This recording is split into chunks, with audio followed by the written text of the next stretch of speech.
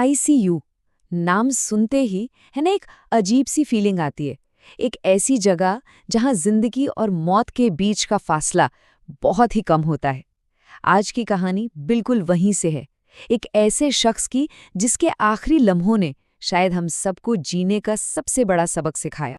तो कहानी का बैकग्राउंड है आईसीयू यानी इंटेंसिव केयर यूनिट।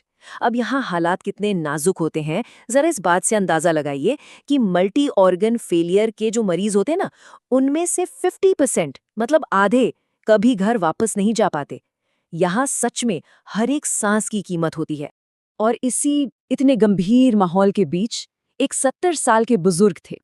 डॉक्टर्स को पता था कि उनके पास ज्यादा वक्त नहीं बचा है, पर सबसे हैरान करने वाली बात क्या थी पता है? वो बेहोश नहीं थे।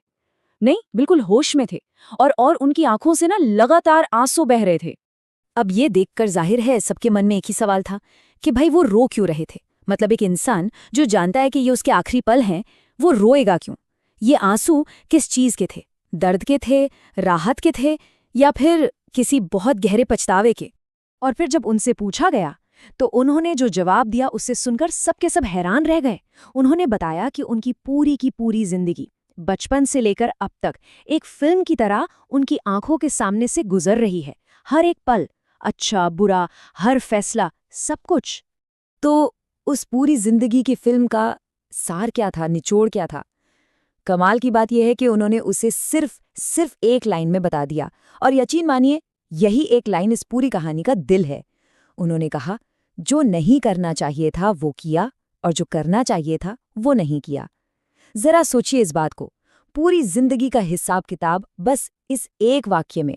तो अब उन्होंने इस बात को थोड़ा और खोलकर बताया। मतलब दो हिस्से थे उनकी कहानी के। एक तरफ थी वो गलतियां जो उन्होंने की, और दूसरी तरफ थे वो मौके जो उन्होंने गंवा दिए। उन्होंने माना कि हाँ, उन्होंने लोगों की बेइज्जती की, उन्हें कड़वे बोल बोले, ये थी उनकी गलतियां। और दूसरी तरफ उनके पास पैसा था, रुतबा था, ताकत थी।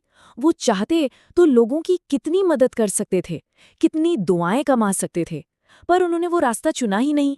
लेकिन सवाल फिर वही आता है कि आखिर उन्होंने ऐसा किया क्यों?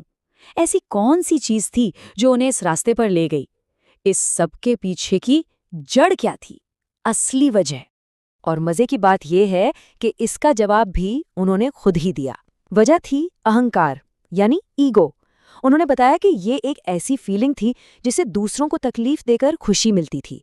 उनके मुताबिक उनका जो अहंकार था ना, उसे दूसरों को नीचा दिखाने में, उन्हें दुख देने में एक तरह का मजा आता था। और यही उनकी जिंदगी की सबसे बड़ी, सबसे घातक भूल बन गई। और फिर जब जिंदगी का पर्दा गिरने ही वाला था, तब जाकर उन्हें यह एहसास हुआ कि इसी एक अहंकार ने उनकी पूरी जिंदगी को बेकार कर दिया, एकदम व्यर्थ। और यह एहसास इतना इतना गहरा था कि वो अपने आंसू रोक ही नहीं पा रहे थे। क्यों? क्योंकि अब वक्त को पीछे नहीं किया जा सकता था। जो हो गया सो हो गया। तो देखिए, ये कहानी सिर्फ एक आदमी के पछतावे की नहीं है ना? ये असल में एक बहुत बड़े यूनिवर्सल प्रिंसिपल की तरफ इशारा करती है, जिसे हम सब कर्म के नाम से जानते हैं। सीधा सा हिसाब है कि आप जो करते हैं वही लौट कर आता है, वही अंत में आपके साथ रहता है। लंबे समय में पैसा या रुतबा नहीं, आपके अच्छे काम ही आपकी असली दौलत होते हैं। तो मतलब जब आखिरी समय आता है ना, तो रास्ते सिर्फ दो ही होते हैं। एक रास्ता है आंसुओं के साथ विदा होने का, दिल में ढेर सारा पछतावा लिए, बिल्कुल जैसा उस मरीज के साथ हुआ। और दूसरा रास्ता है एक मुस्कान के साथ जाने का, एक सुकून, एक संतुष्टि के साथ कि हाँ, एक अच्छी जिंदगी जी। और इन दोनों में से हमें कौन सा रास्ता मिलेगा, इसका फैसला कोई और नहीं, हमारे अपने कर्म ही करते हैं। तो आखिर में ये कहानी हम सबको एक बहुत ही गहरे सवाल के साथ छोड़ जाती है कि जब किसी का आखिरी वक्त आए तो वो अपनी विदाई कैसी चाहेगा? उस 70 साल के शख्स की तरह आंखों में पछतावे के आंसू लिए, या फिर चेहरे पे एक शांत मुस्कान के साथ? और इसका जवाब शायद इस बात में छिपा है कि हम आज, अभी, अपने जिंदगी को कैसे जी रहे हैं।